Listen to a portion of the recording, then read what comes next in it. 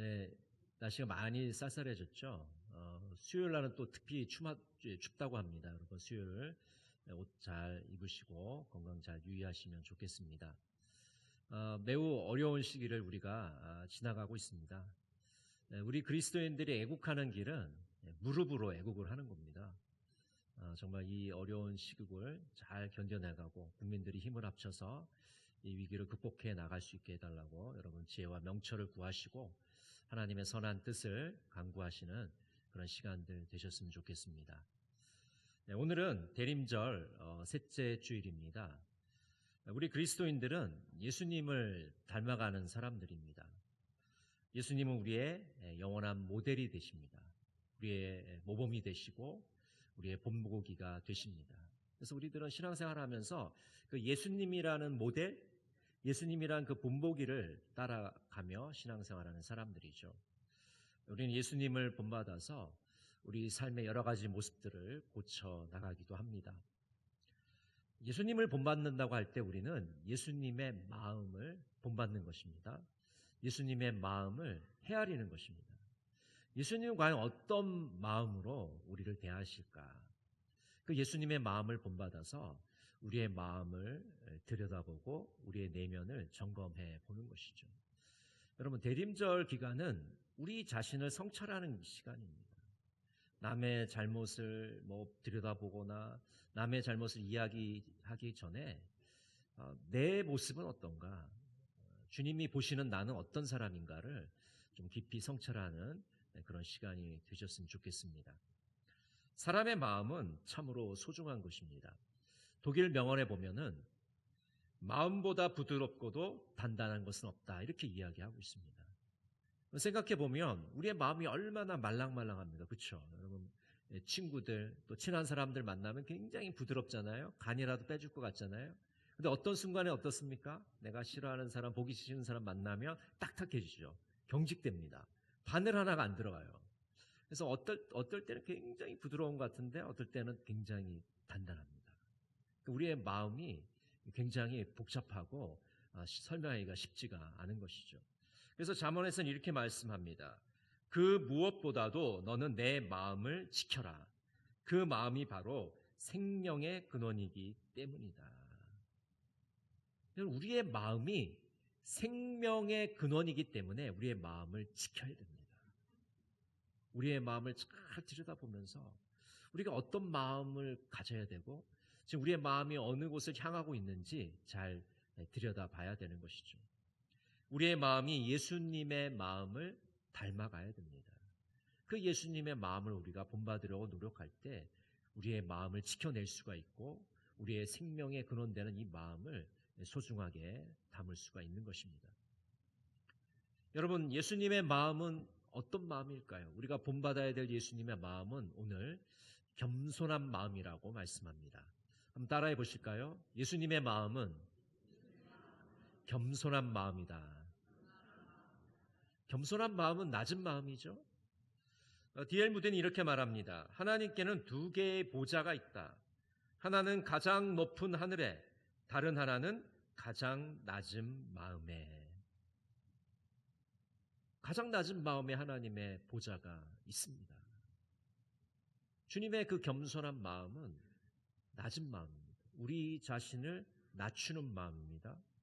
다른 사람을 존중하고 다른 사람을 존경하고 다른 사람을 배려하는 그런 마음입니다. 오늘 빌립보서 2장 6절의 말씀 우리 같이 한번 읽어볼까요? 그는 근본 하나님의 본체시나 하나님과 동등됨을 취할 것으로 여기지 아니하시고. 그는 근본 하나님의 본체시나 예수님이 하나님의 본체시다라고 말하고 있습니다. 이 본체라는 말은 형상이란 말인데 우리는 일반적으로 이 형상이란 말을 쓸 때는 겉모습을 많이 얘기합니다. 외적인 모습. 근데 여기서는 본질적인 성질이 같다는 뜻으로 쓰였습니다. 그러니까 하나님과 본체시라는 말은 하나님과 동일한 본질을 성격을 가지고 계시다라는 뜻입니다. 그래서 성자 예수님은 성부 하나님과 동등하신 분이고 하나님과 같이 신성을 가지신 분이다라고 말하고 있는 것이죠. 빌립보서 2장 7절에 이렇게 말씀합니다. 오히려 자기를 비워 종의 형체를 가지사 사람들과 같이 되셨고, 오히려 자기를 비워라고 말씀하시죠. 여기서 자기를 비운다는 것은 자기를 비하한다는 말씀입니다. 예수님은 자신을 비우셨습니다. 자신을 비천하게 만드셨습니다. 스스로 아무것도 아닌 존재로 만드셨습니다. 영어 성경에 보면 이렇게 말하고 있습니다. Made himself nothing. 스스로를 아무것도 아닌 존재로 만드셨다. 여러분, 예수님 어떤 분이죠? 이 천지 만물을 만드신 분입니다. 구원자이십니다. 하나님의 아들이십니다. 그런 분이 스스로를 아무것도 아닌 존재로 만드셨다. 그것이 바로 자기를 비우는 것입니다. 이것이 바로 성육신입니다. 주님은 종의 형체를 가지십니다. 종의 자리로 내려오십니다. 비천한 인간의 몸을 입으셨습니다. 신이신 하나님이 바로 미물이 되신 것이죠. 카프카의 소설 변신에 보면은 한 외판 사원이 등장합니다. 이 주인공 그레고르라는 사람인데 자신의 가족을 위해서, 생계를 위해서 열심히 일하는 그런 사람이에요. 그런데 이 사람이 어느 날 잠을 자고 일어났는데 아주 흉측한 해충으로 변해버린 거예요. 본인도 너무 놀라고, 가족들도 놀라고, 직장 상사도 놀라게 됩니다. 그런데 재밌는 것은 이렇게 흉측한 해충으로 변하게 됐는데 가족들도 서서히 이 그레고르를 외면합니다.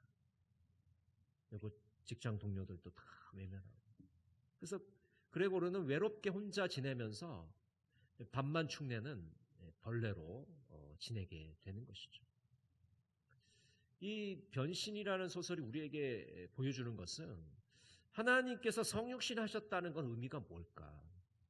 우리는 그저 하나님이 성육신 하셨구나 라고 생각하기 쉽지만은 그렇게 단순한 이야기가 아니라는 것이죠. 우리 인간이 해충이 된 것은 정말 비천한 일일 겁니다. 아무도 상상하기도 싫고 생각하기도 싫은 얘기일 겁니다.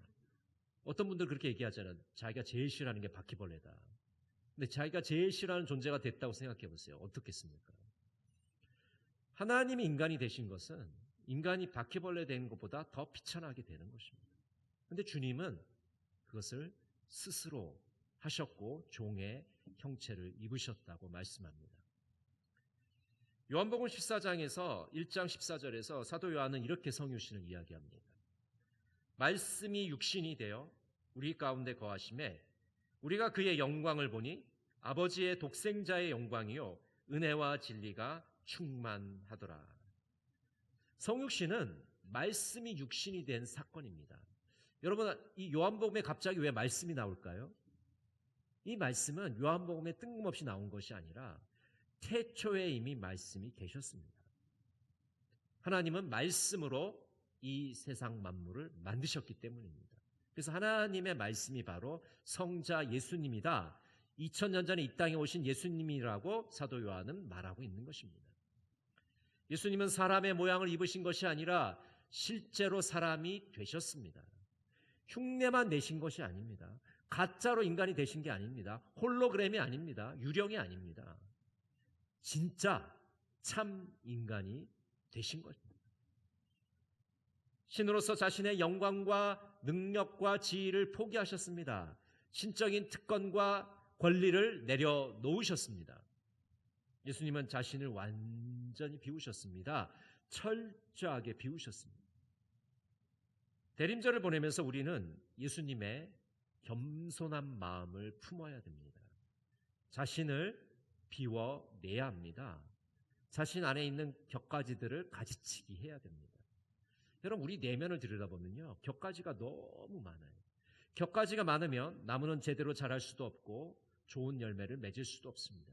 이 격가지들을 쳐내야, 가지치기를 해야 풍성한 열매를 맺을 수가 있는 것입니다. 우리 안에 어떤 것들이 있습니까? 미움과 다툼과 시기와 질투의 가지들을 쳐내야 됩니다. 교만과 우월감이란 가지를 쳐내야 됩니다. 욕심과 탐욕과 허영과 사치라는 격가지들을 쳐내야 됩니다. 미움과 증오라는 그 격가지들을 쳐내야 됩니다. 이것을 쳐내지 않고는 우리가 주님의 그 겸손한 마음을 품을 수가 없는 것이죠. 고성준 씨는 이렇게 스스로 고백하고 있습니다. 자기가 비워지기는커녕 오히려 나로 가득 차 있다. 나는 이런 존재이고 그래서 적어도 이렇게 대접받아야 할 권리가 있고 사람들도 그런 나를 인정하고 대우해 줘야 해. 마음의 깊은 곳에 자아가 비워지지 않고 가득하다. 여러분, 결국 두 종류의 사람이 있을 겁니다. 자기로 가득 차 있는 사람하고 예수로 가득 차 있는 사람. 여러분, 이 대림절 보내시면서 나로 가득 차 있는 사람이 아니라 나를 비워내고 예수로 가득 찬 사람 되시길 바랍니다. 예수로 충만한 자들이 되기를 원합니다. 겸손한 마음, 낮은 마음, 자신을 온전히 비워내어 그 겸손하신 예수님의 뒤를 따르시는 우리 동강의 모든 성도들이 되시기를 간절히 바랍니다. 두 번째로 우리가 품어야 될 예수님의 마음은 어떤 마음일까요? 복종하는 마음이라고 말씀합니다. 한번 따라해 보실까요? 예수님의 마음은 복종하는 마음이다. 우리 빌립보서 2장 8절 같이 한번 읽겠습니다. 사람의 모양으로 나타나사 자기를 낮추시고 죽기까지 복종하셨으니 곧 십자가에 죽으심이라. 나다나엘 에머스는 이렇게 말합니다. 순종은 하나님을 향한 진지하고도 깊은 사랑을 입증하는 가장 확실한 증거이다. 여러분, 우리가 예수님을 깊이 사랑합니다. 우리가 예수님을 진지하게 사랑하는 것을 어떻게 보여드릴 수 있을까요? 말 몇 마디로 때울 수 있을까요? 아닙니다. 말 몇 마디로 때울 수 없어요. 우리의 이 깊은 사랑, 이 뜨거운 사랑을 보여줄 수 있는 방법은 주님께 순종하는 겁니다. 우리가 순종과 복종이라는 것을 얘기할 때는 우리가 같이 동시에 쓸 수도 있겠지만 이 복종을 얘기할 때는 더 우리가 철저하게 주님께 엎드리고 온전하게 순종하는 것을 복종이라고 이야기합니다. 요한복음 6장 38절은 이렇게 말씀합니다. 내가 하늘에서 내려온 것은 내 뜻을 행하려 함이 아니요 나를 보내신 이의 뜻을 행하려 함이니라. 예수님께서는 자신의 뜻을 행하려 이 땅에 온 것이 아니라 아버지의 뜻을 행하려 오셨다고 말씀하고 있습니다. 내가 하고 싶은 것, 내 일을 하는 것이 아니라 하나님이 원하시는 것, 하나님의 일을 하려고 오셨다고 말씀하고 있는 것이죠. 예수님은 철저히 하나님 아버지께 복종하셨습니다. 철저히 하나님께 엎드리셨습니다. 예수님은 죽기까지 복종하셨습니다. 마태복음 26장 39절에 보면 이렇게 말씀합니다. 조금 나아가서 얼굴을 땅에 대시고 엎드려 기도하여 이르시되 내 아버지여 만일 할만하시거든 이 잔을 내게서 지나가게 하옵소서. 그러나 나의 원대로 마시옵고 아버지의 원대로 하옵소서 하시고. 이 말씀은 여러분 잘 아시는 것처럼 예수님께서 겟세마네 동산에서 체포되시기 전에 정말 사투를 벌이시면서 하나님께 기도하시는 그런 기도의 내용입니다. 얼마나 사투를 벌이시면서 기도했으면 땀방울이 핏방울처럼 떨어졌다고 말하고 있습니다. 그래서 예수님을 다룬 영화에 보면 예수님이 막 겟세마네 동산에서 마지막 기도하시는데 이 땀방울을 이렇게 핏방울 떨어지는 것처럼 이렇게 묘사한 그런 장면들이 나오더라고요. 얼마나 간절하게 기도하면 땀방울이 핏방울이 될까요? 인간적인 마음에서는 그 고난의 잔을 받기가 싫으셨을 겁니다. 그 모진 십자가를 지고 싶지 않으셨을 겁니다. 그러나 예수님은 자신의 뜻이 아니라 하나님 아버지의 뜻대로 하기를 원하셨습니다. 그 고난의 잔을 받기로 하셨습니다. 그 고난의 길을 걷기로 결심하신 것이죠. 그래서 예수님께서는 우리를 위해서 그 십자가를 지시는 것을 보게 됩니다. 우리 자신의 인류의 죄를 위해서 그 죄 용서를 위해서 십자가를 지셨습니다. 우리를 구원하시기 위해서 그 모진 십자가를 지셨습니다. 당시 로마 제국에서는 이 십자가형을 아무에게나 적용하지 않았습니다. 중대 범죄자, 모범을 일으키거나 아니면 사상범이거나 아주 흉측한 일을 한 그런 흉악범에게만 십자가를 지게 했어요. 그래서 당시에 로마의 이 철학자들은 이렇게 말했습니다. 키케로는 십자가형은 가장 잔인하고 구역질 나는 처벌이다. 세네카는 십자가형을 앞둔 사람은 십자로 가기 전에 죽는 편을 택할 것이다. 여러분, 정말 이 십자가형은요, 너무너무 고통스럽고 잔인하고 끔찍한 그런 형벌입니다. 근데 이 끔찍한 형벌을 우리 주님께서 다 하신 거예요. 하나님 아버지께 복종하기 위해서입니다. 우리를 너무나도 사랑하셨기 때문입니다. 그래서 주님은 그 복종하는 마음을 가지신 분입니다. 우리가 이 복종하는 마음을 가지신 예수님을 마음속에 품으면 우리가 복종하는 삶을 살아가야 합니다. 이 복종이라는 것은 예수님의 말씀에 즐겨 순종하는 겁니다. 기쁜 마음으로 엎드리는 겁니다. 그 존 비비어 목사님의 책에 보면 자신의 간증이 나와요. 본인이 이제 고등학교 시절을 이렇게 묘사를 하고 있습니다. 존은 아주 고등학교 시절에 좋아하는 TV 프로그램이 있었습니다. 이제 바레타라는 프로그램이 있었는데 너무 좋아했어요. 그 당시에 이제 이 존이 살던 당시에 쓰레기를 목요일 날 내놓게 되었습니다. 근데 목요일 새벽에 쓰레기차가 오기 때문에 대부분의 사람들은 이제 수요일 밤에 쓰레기를 집 앞에 내놓아야 됐어요. 근데 그 책임이 바로 이 존에게 있었습니다. 우리나라는 자녀들한테 별로 쓰레기 잘 안 버리잖아요. 근데 미국은 다 자기 할 일이 다 있어요. 청소, 빨래, 네? 쓰레기 버리기, 잔디 깎기, 자기 임무가 다 있습니다, 자녀들이. 그런데 이 수요일 밤에 바레타라는 재밌는 프로그램을 하기 때문에 늘 이거 보고 있었어요. 그럼 엄마가 늘 와서 이렇게 얘기하는 겁니다. 야, 존, 쓰레기 버렸니? 아직요, 안 버렸어요. 지금 바레타를 보고 있는 겁니다. 당장 가서 쓰레기 버려. 존이 얘 엄마 버리고 올게요. 그리고 쓰레기를 버리러 나갔습니다.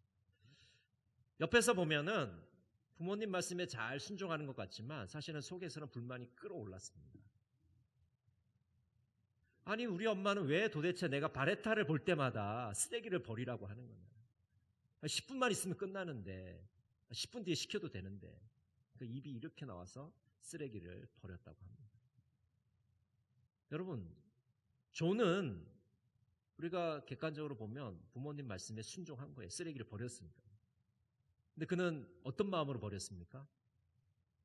네, 불만이 가득해서 즐겁지 않은 마음으로 쓰레기를 버렸어요. 여러분, 우리가 주님께 복종한다는 것은 억지로 하는 게 아닙니다. 남에게 보여주기 위해서 하는 게 아니에요. 불만이 가득 차서 하는 게 아닙니다. 아유, 죽지 못해서 하지, 이런 마음으로 하는 게 아니에요. 즐거운 마음으로, 기쁜 마음으로 기꺼이 주님의 말씀에 순종하는 것이 바로 복종하는 것입니다. 여러분, 이 대림절 기간에 주님께 기쁜 마음으로 엎드려 복종하시는 여러분 모두가 되시기를 간절히 바랍니다. 예수님의 마음을 품기 위해서 우리는 실제 생활 속에서 어떻게 구체적으로 행동을 해야 될까요? 먼저 하나님의 뜻을 구해야 됩니다. 우리가 예수님의 마음을 품기 위해서는 먼저 하나님의 뜻이 어떤 것인지를 발견을 하는 것이 중요합니다. 내 뜻을 관철하는 것이 아니라 주님의 뜻에 순종하기 위해서 몸부림을 쳐야 됩니다. 또 작은 일에 순종할 수 있어야 됩니다. 여러분, 우리 한국 사람들은요, 큰 것을 너무 좋아해요.